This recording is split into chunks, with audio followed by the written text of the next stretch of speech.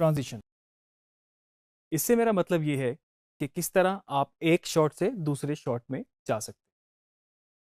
हमने पहले बात की कि हमारे पास बेसिक शॉट्स होते हैं, हमारे पास कॉम्प्लेक्स शॉट्स होते हैं, हमारे पास डिफरेंट वेरिएशंस होती है शॉट्स की। एक शॉट से दूसरे शॉट में जाने के लिए कौन सी ऐसी एलिमेंट्स हैं या ट्रांजिशन हैं जिनको हम यूज़ कर सकते हैं। तो हमारे पास बेसिक 4 ट्रांजिशंस हैं जिनकी मदद से हम एक शॉट से दूसरे शॉट में जा सकते हैं। यहाँ पर मैं आपको एक बात बताता चलूँ, अगर आप में से कुछ लोग ऑलरेडी फेमिलियर हैं सॉफ्टवेयर से, एडोब प्रीमियर प्रो से या फाइनल कट प्रो से या किसी भी सॉफ्टवेयर से, तो उसमें आपके पास ट्रांजिशंस जो होती हैं बेसिकली वो एक ऐसी चीज़ होती है जो आप एक शेप के थ्रू या फिर एक ऐसे एलिमेंट के थ्रू एक शॉट से दूसरे शॉट में जा सकते हैं। इनको हम वाइप बोल सकते हैं, जिसका हम अभी जिक्र करेंगे। यहाँ पर ट्रांजिशन से मेरी मुराद ये है कि हम किस तरह एक शॉट से दूसरे शॉट में जा सकते हैं। तो सबसे पहले मेरे पास है कट, सेकंड मेरे पास है डिसॉल्व, थर्ड फेड इन और फेड आउट, फोर्थ वाइप। तो सबसे पहले हम कट की बात करें अगर, तो कट क्या होता है? बेसिकली आपका एक शॉट एकदम से रुक के सेकंड शॉट में कट हो जाता है। बीच में एक शॉट का इन पॉइंट है, उसका आउट पॉइंट है, आउट पॉइंट पे वो कट हुआ, साइमल्टेनियसली सेकंड शॉट इन हो गया। इसकी एक एग्जांपल इस तरह ही है कि अभी मैं एक लॉन्ग शॉट में खड़ा हुआ हूँ और अभी कट होके ये दूसरी शॉट टाइप में आ गया। सेकंड है हमारे पास डिसॉल्व। डिसॉल्व बहुत सारी जगहों पे यूज़ हो सकता है। बहुत सारे लोग उसको अपने ट्रीटमेंट में इस्तेमाल कर लेते हैं, म्यूजिक वीडियोस में, कमर्शियल्स में, फिल्म में, हर जगह आपको इसका यूजेज नज़र आएगा। अगर हम रूल की बात करें तो डिसॉल्व बेसिकली टाइम के स्पैन को गुजारने के लिए यूज़ किया जाता है कि आपका सीक्वेंस इस तरह से है, आपका सीन इस तरह से है कि आप एक कमरे में बैठे हैं और आप किसी का वेट कर रहे हैं। अब डिसॉल्व के साथ अगर आपके शॉट्स चेंज हो रहे हो तो वो इस चीज़ की निशानदही करता है कि इस वक्त जो है वो टाइम गुजर रहा है। मे बी आपने इस सब चीज़ को 30 सेकेंड के अंदर रैप अप कर दिया हो और असल में आप जब फिल्म में इसको देख रहे हो तो आपको ये शो करना हो कि 1 घंटा हो गया वेट करते हुए।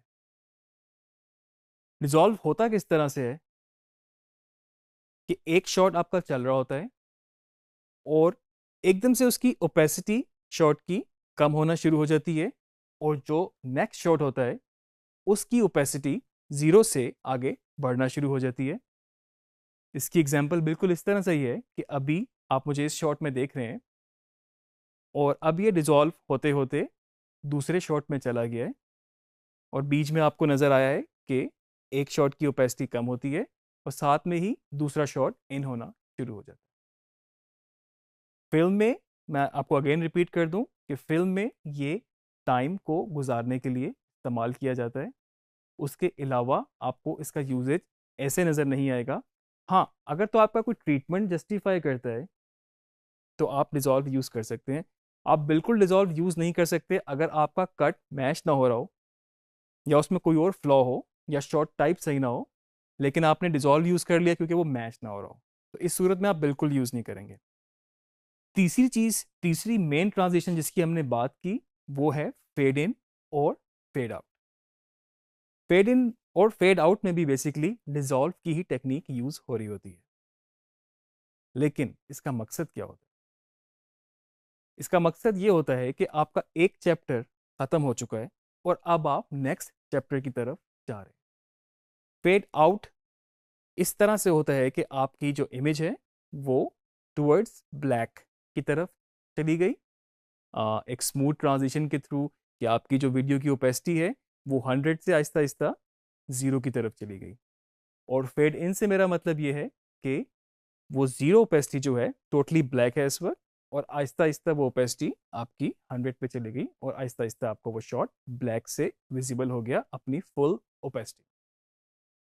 इसकी एग्जांपल भी बिल्कुल इस तरह से है कि अगर अभी आप मुझे देख रहे हैं बात करते हुए और आहिस्ता आहिस्ता ये वीडियो ब्लैक की तरफ जा रही है और ब्लैक पूरी हो गई, इसके बाद ब्लैक से ही ये वीडियो दोबारा फुल की तरफ आ रही है।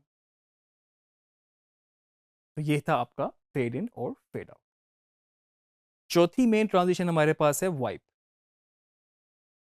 आपने बहुत सारी वीडियोस में इस तरह का ट्रीटमेंट देखा होगा कि एक शॉट चल रहा है और मे बी बीच में कोई शेप इस तरह से आ गई, या फिर एक शॉट को किसी दूसरे शॉट ने पुश किया और आपके पास नेक्स्ट शॉट अपेयर हो गया, या किसी भी शेप या किसी भी ट्रीटमेंट से, किसी भी मूवमेंट से एक शॉट से आप दूसरे शॉट में चले गए।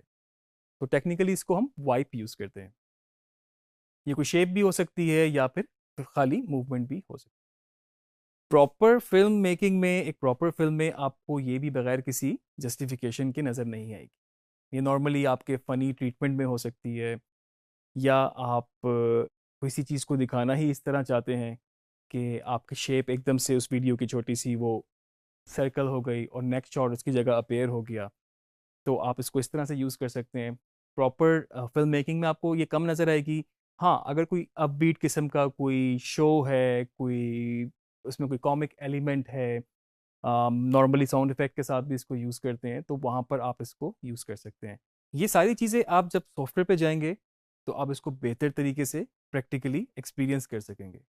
मैं अगेन आपको सिर्फ एक चीज़ बता दूं कि इनको पर्पसली यूज़ किया जाता है, लेकिन लर्निंग के लिए आप इसको सबको एक्सप्लोर करें और जाके सॉफ्टवेयर में इसको मज़ीद देखें।